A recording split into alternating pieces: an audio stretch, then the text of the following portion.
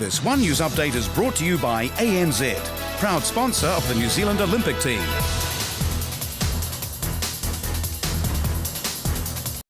Kia ora, good evening. War hero Willie Apiata is laying down his arms and joining the battle to help at-risk children. Our most decorated soldier, the only living recipient of the Victoria Cross, is quitting the military. His exit could not have come at a worse time for our dwindling Defence Force, desperately fighting to keep personnel. Political reporter Michael Parkins covered many stories on the military meltdown. He joins us now live. Mike. That's right, Simon. Well, Willie Apiata has just released a statement. He says this wasn't a decision that he came to lightly, but he was, of course, the Defence Force's poster boy. So this is the last thing the Army needed in the midst of a morale crisis. 5 years ago this month, SAS soldier Corporal Willie Apiata received the illustrious Victoria Cross and became the most highly decorated member of the New Zealand Defence Force, recognised at home and abroad.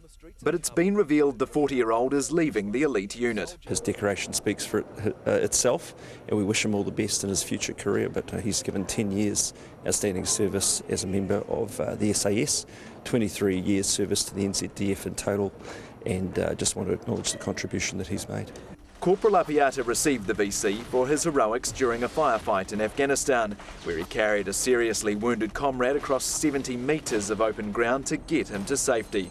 But it seems all has not been right since. Sources have told One News Willie Apiata has threatened to leave before, and it's believed his decision to depart may have been sparked by the Defence Force's handling of a request for some extra time off to spend with his family. I had no indication of that whatsoever, and I think this man's given distinguished service to New Zealand. Why hasn't he been promoted to at least a sergeant? Maybe those are the sort of things he's saying, well, Victoria Cross or not, I'm not going to get promoted, maybe I might as well be a civilian. One News understands almost 24 members of our Special Forces have left this year, and the Defence Minister's confirmed around 5 badged SAS members like Corporal Apiata have recently quit. Faced with full-time training at Papakura rather than action overseas, some have opted for lucrative security contracts. Things go through cycles, obviously, after coming through a tough rotation of deployment in Afghanistan.